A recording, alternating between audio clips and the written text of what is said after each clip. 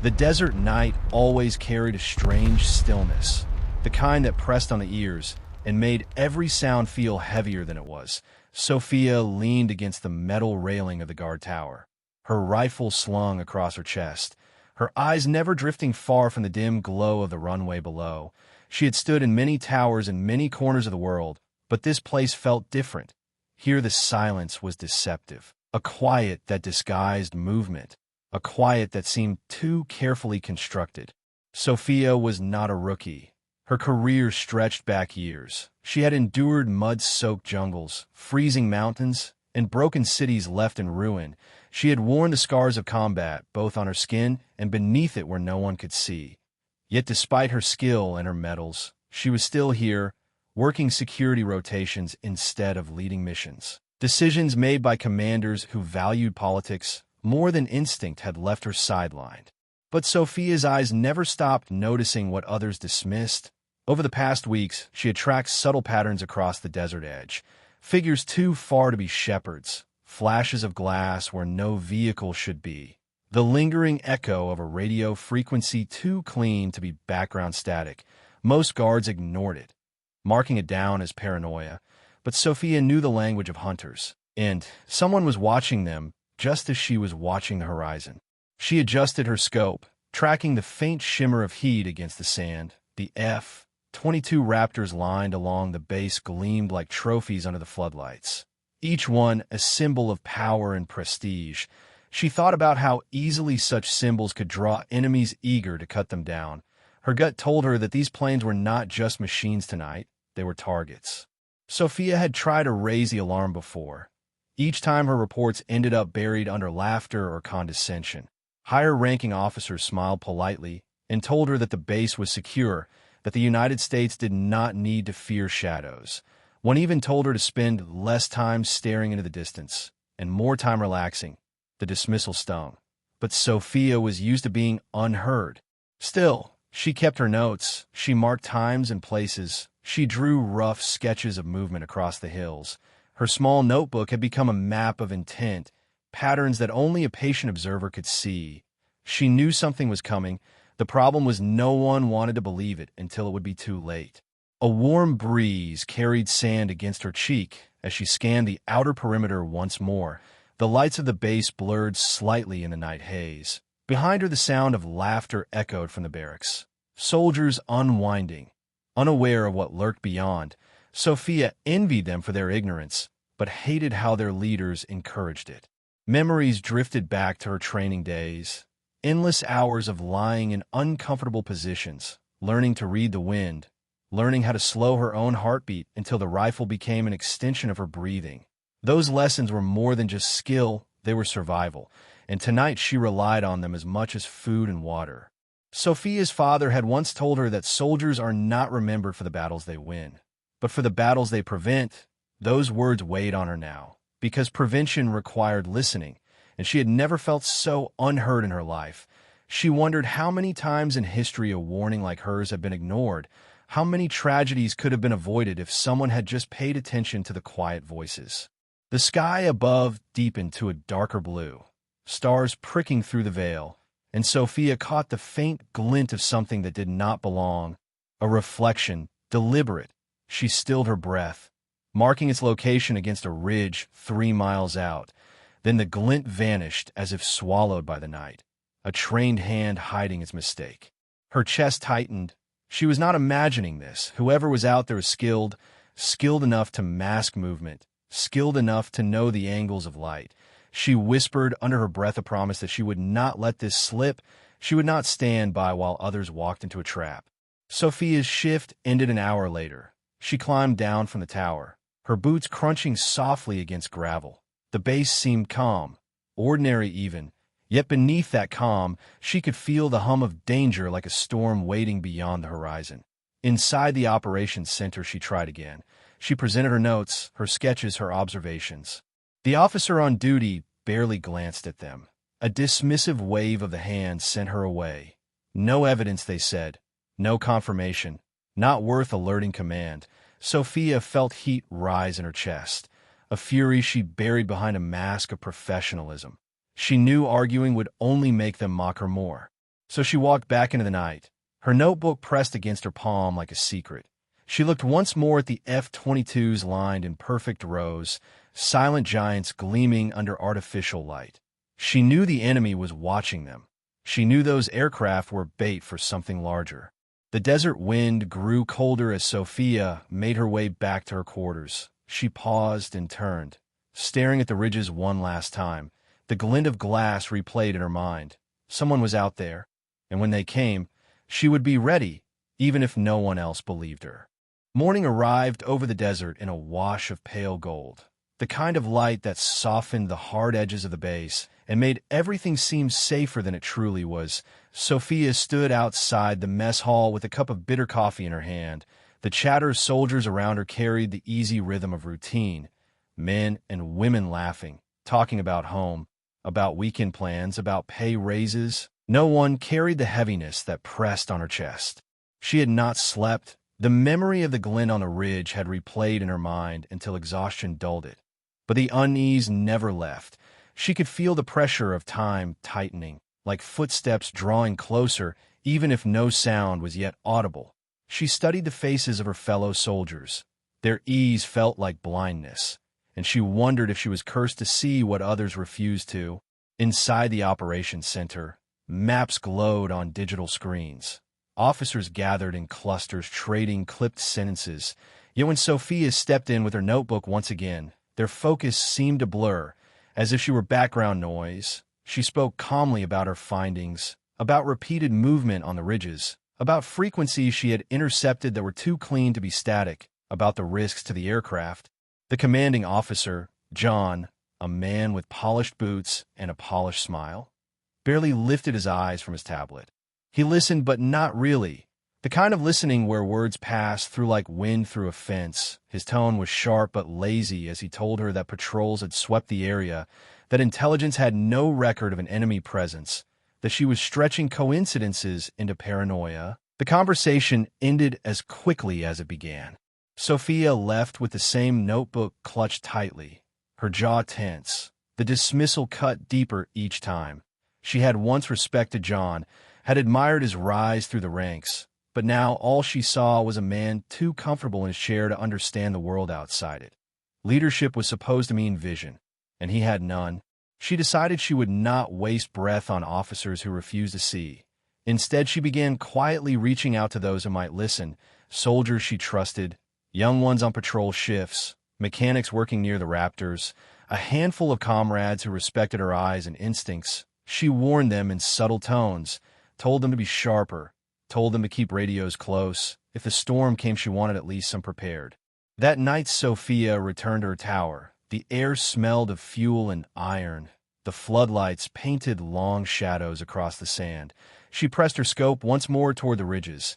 Nothing at first, then movement, faint and fleeting, too smooth for animals, too patient for wanderers.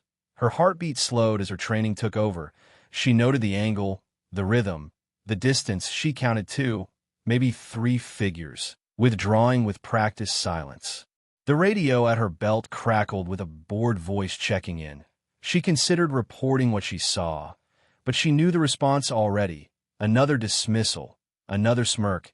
Instead, she marked it in her notebook. She whispered a promise into the night, not to them but to herself, that she would not let this go unseen. The following morning, the base buzzed with anticipation. A NATO delegation was due within the week. Ministers, generals, observers from across Europe. The Raptors would be the centerpiece of the demonstration. The message to allies and rivals alike would be strength and unity. Banners were hung, schedules were tightened, security rehearsals filled the air with barked orders.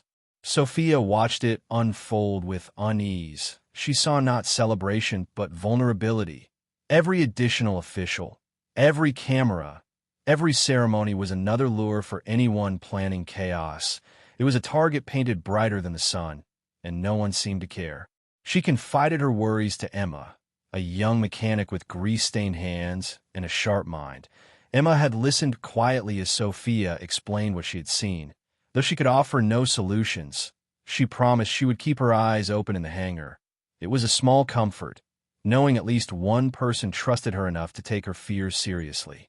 Meanwhile, Robert, a man unknown to the base, a man hidden beyond the ridges, watched through his own glass, his team moving like shadows, veterans of conflicts never spoken of on paper, his plan unfolding with patience. Robert believed in precision. He believed in striking when arrogance made men blind. He had chosen this target not just for the planes, not just for the leaders, but for the symbolism. He wanted the world to remember what happened here. He wanted fire across the skies. Sophia could not see his face, not yet, but she could feel him. She could sense the intelligence behind the glints of glass, the discipline in the movement. She knew the predator's eyes when she felt them, and she felt them now. That evening she sat on the edge of her bunk, her notebook open, pages filled with sketches, maps, and times. She traced lines connecting sightings, building a pattern no one else cared to see. And the pattern told her one thing clearly. The attack was not distant. It was close. She could almost taste the urgency in the air. She thought of her father again, his voice echoing from years gone, telling her that vigilance is a burden carried by the few for the sake of the many. She hated how heavy it felt now, hated how alone it left her. But she accepted it. She had chosen this life. She had chosen to see what others ignored. Outside, the desert wind shifted, carrying with it the scent of dust and fuel, faint and ominous. Sophia closed her notebook and set her rifle across her knees. She whispered softly to herself as the night thickened. If no one else would believe, then she would bear it alone. She would watch, and when the storm broke, she would meet it head-on. The day of the demonstration arrived with an uneasy calm. The base hummed with activity as soldiers polished vehicles, checked weapons, and rehearsed procedures. Banners hung against the hangar walls, and camera crews moved in and out, capturing the pride of a nation and the unity of allies. The Raptors gleamed under the desert sun like silver predators waiting to take flight. Sophia stood at her post, her eyes scanning the horizon. The unease in her chest had become a steady drumbeat. She knew. The storm was near. NATO officials arrived in a convoy of armored cars, men and women in sharp suits stepping onto the tarmac, their faces carrying the look of people who believe themselves untouchable behind layers of security. Sophia watched them shake hands with generals, watched the officers beam with rehearsed smiles, watched the cameras flash, and felt her throat tighten. The base had never looked more vulnerable, never more distracted. From the ridges beyond, Robert lay prone in the sand, his scope fixed not on planes, but on people, his breath even, his hands calm. Years of battles across continents had hardened him into something more than a soldier. He was a hunter of opportunities. He believed in sending messages written not with words but with fire and fear. Beside him his team waited, each man and woman trained, disciplined, armed with explosives and precision rifles. They had studied this base for weeks. They knew its rhythms, its weaknesses, its blind spots. The first strike came like thunder. A rocket screamed across the sky and slammed into the control tower. The explosion split the morning with a roar. Glass shattered. Alarms howled. Bodies scattered in panic. Sophia dropped to the ground, instinct moving faster than thought. Her rifle clutched close as she scanned the ridges. More rockets followed, fuel tanks erupting into flames, the air thick with black smoke. The Raptors lined on the tarmac became silhouettes against a burning sky. Chaos tore through the base. Soldiers scrambled without orders, officers shouting over the roar of fire, sirens drowning in the storm. Sophia moved through it with a cold focus. The notebook in her pocket had told her this moment would come. She had prepared herself for it. Her eyes locked on the ridges, and there she saw him, a flash of movement, the faint outline of a man directing fire with precision. She knew instantly this was Robert, the one she had felt in the shadows, the one orchestrating destruction. She sprinted toward the water tower at the edge of the base, each step pounding against gravel, smoke clawing at her lungs. She climbed the ladder as explosions shook the air, her body moving with the muscle memory of years of training. At the top, she lay flat against the steel platform, unzipping the hidden case she had stashed days earlier. Inside rested her Lapua rifle, a weapon she trusted like an old friend, polished, calibrated, always waiting. Through the scope, the battlefield sharpened. She saw Robert clearly now, his eyes locked on the cluster of NATO ministers huddled near a hangar. He raised his rifle, the barrel steady, his intent carved into every line of his posture. She exhaled slowly, her heartbeat syncing with the rhythm of the rifle. The distance was impossible for most, 1,400 meters, the kind of shot whispered about, but rarely made. The kind of shot that turned legends into myths. Sophia steadied her breathing, the chaos below fading into silence. Only the wind and the weight of her finger on the trigger mattered. She thought of every dismissal, every ignored warning, every time she had been told to stay quiet. And she poured it all into focus. She pressed gently. The rifle cracked, the recoil a familiar embrace. For a heartbeat she doubted. Then through the scope she saw Robert stagger, his rifle slipping from his hands, his body collapsing into the sand. The impossible had been made real. Sophia had done what few in the world could. Her bullet had stopped the predator before he could execute his prey. But there was no time to celebrate. His team erupted in fury, gunfire lacing the air. More rockets screamed toward the tarmac, one of the Raptors exploding into a bloom of fire. Sophia shifted, her scope finding targets, her rifle answering with deadly precision, each shot a calculation of wind, distance, and breath, each shot cutting down another attacker. On the ground, Emma sprinted through smoke and fire, pulling wounded soldiers to cover, shouting directions when officers fell silent. Her courage threaded into Sophia's focus, knowing that while she watched from above, Emma fought below, the two women bound by trust, even in chaos. The battle raged for what felt like hours, though only minutes passed. Sophia reloaded with hands steady as stone, the tower beneath her rattling with distant impacts. Each time she found a target, she erased it, her presence unseen but devastating. Slowly the enemy fire began to falter, their coordination unraveling without Robert's hand. The storm they had unleashed began to break. When the last of the attackers fell silent, the base smoldered in ruin, 3 Raptors destroyed, others scarred, the control tower a broken husk.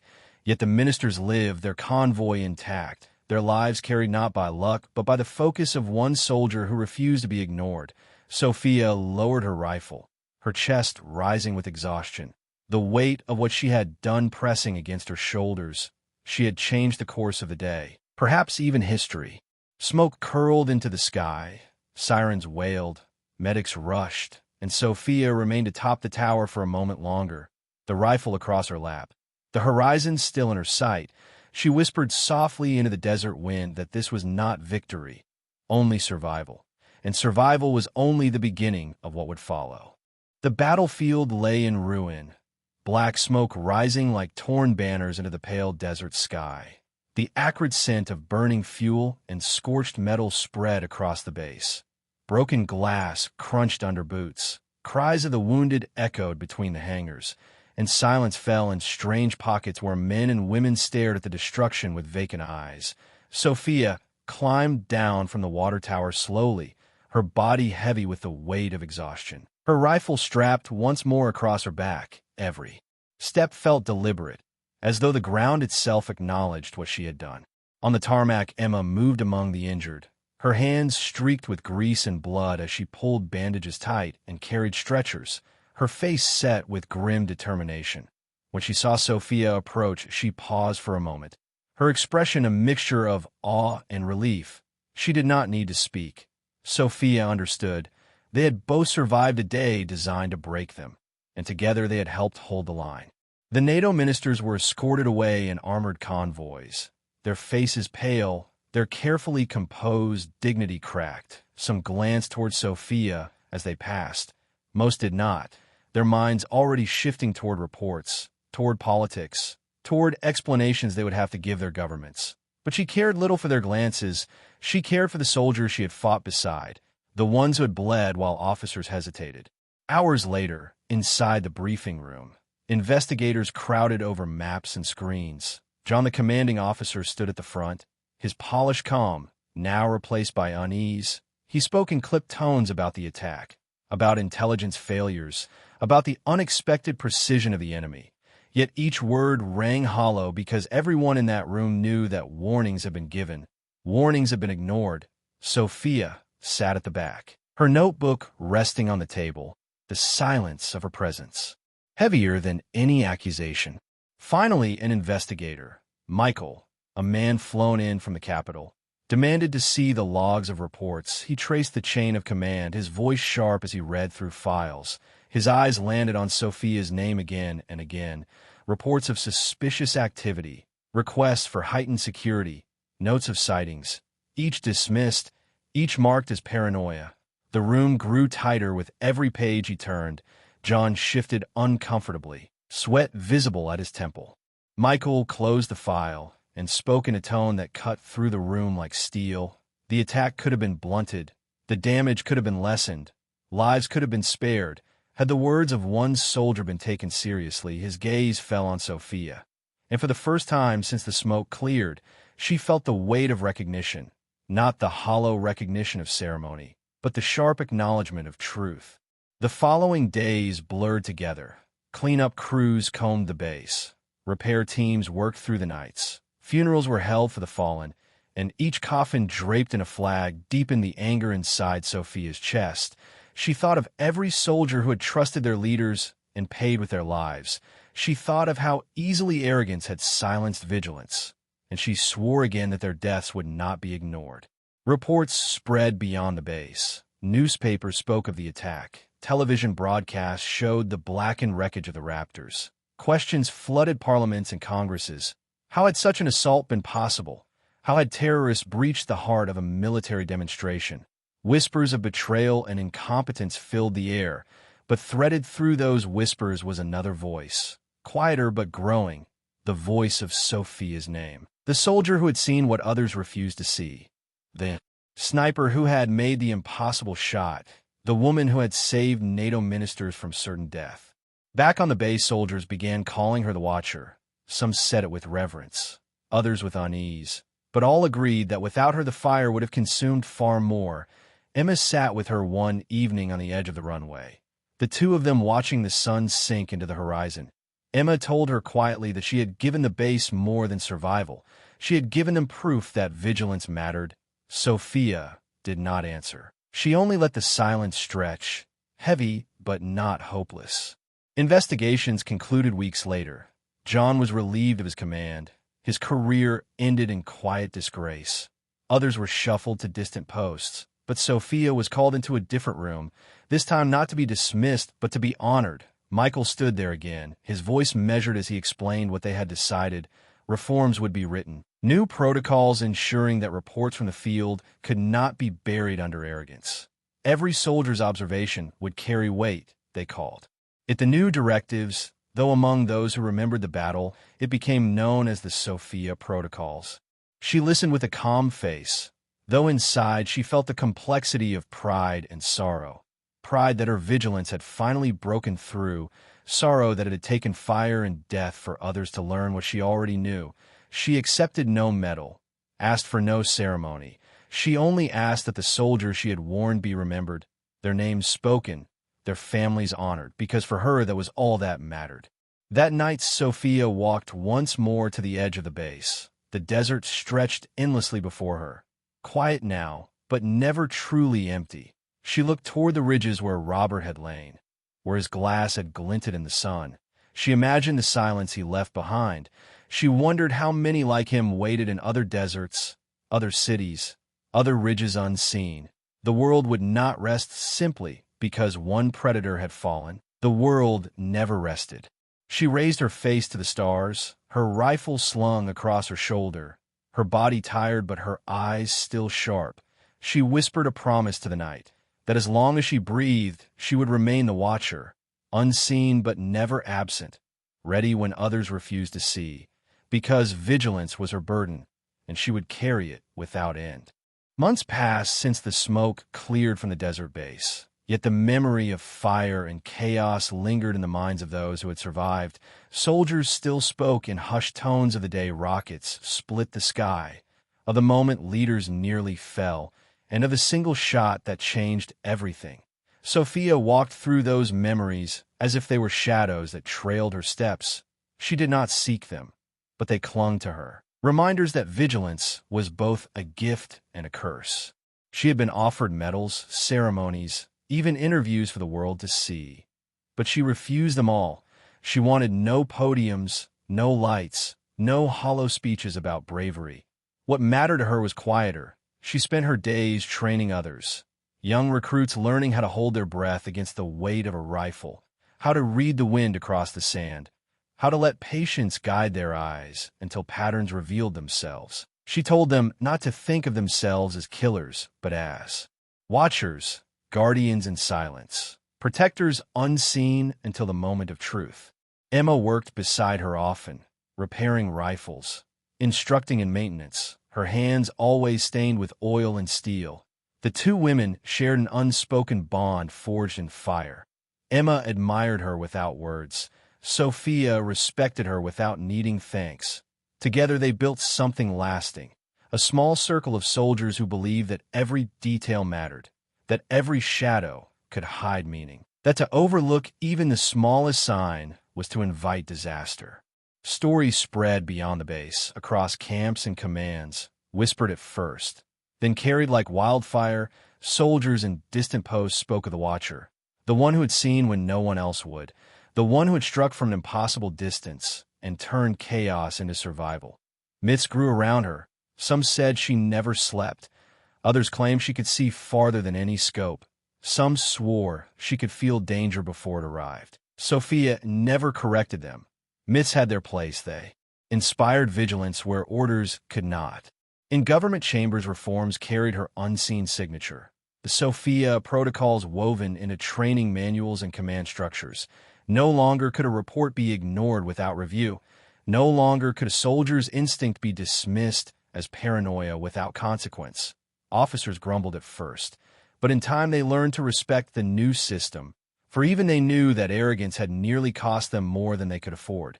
Michael visited her once more, not as an investigator this time, but as a man curious about the person behind the legend. He found her at the range with recruits, her calm instructions weaving into the sharp cracks of rifle fire. When the session ended, he asked why she had stayed, why she had not taken a recognition and left for an easier life. She answered with silence at first, then a simple truth. That vigilance was not a duty she could put down. It was part of who she was, part of who she had always been. The desert remained her companion, the wide open horizon stretching beyond imagination. Nights beneath the stars where the air grew still and the memory of distant gunfire seemed almost a dream. She would climb the tower sometimes when others slept, pressing her eyes to the scope, scanning the ridges not because orders demanded it, but because her heart did. The emptiness soothed her even as it reminded her that silence could be broken at any time. Emma often asked her if she ever grew tired of carrying the weight of constant awareness, tired of being the one who saw when others would not. Sophia would smile faintly, a tired smile but not a broken one. She told her that the burden was heavy but worth carrying, because if even one more life could be spared by her vigilance, then no weight was too much. Years later, recruits who had trained under her carried her lessons into other corners of the world. They called themselves Watchers too, a quiet fraternity of soldiers who remembered her teachings. They passed on her words. They told new generations that vigilance is not paranoia, but preparation, that silence does not mean safety, that one voice ignored could mean 1,000 lives lost. Her influence stretched like invisible threads across continents, unseen yet unbroken. Sophia grew older, the lines of her face carved deeper by sun and wind. Yet her eyes remained sharp, her hands steady. She no longer climbed towers with the same ease, but she still carried her rifle, still polished it, still kept it near, because she believed the world never stopped birthing predators, and as long as it did, the watcher must remain. One evening she sat alone at the edge of the runway, the desert glowing with the last fire of the sunset. Emma approached and sat beside her. The two watched in silence as the stars crept into the sky. Emma told her softly that history would remember her, not just for the shot, not just for the day she saved lives, but for the way she changed how the military listened to its own. Sophia listened quietly, her gaze fixed on the horizon. She answered only with a slow nod, for she did not crave remembrance. She only craved vigilance. The wind carried a chill across the sand, and Sophia whispered into it a promise that the world would always have watchers. Even when she was gone, others would carry the burden. Others would see what others refused to. The watcher was not just her. It was anyone willing to stay awake while others slept, anyone willing to carry the silence that kept the many safe. And as night claimed the desert once more, Sophia sat with her rifle beside her, her heart steady, her eyes unblinking, a living myth watching over a restless world, her name woven into the fabric of soldiers' stories, her vigilance unending, her legacy eternal.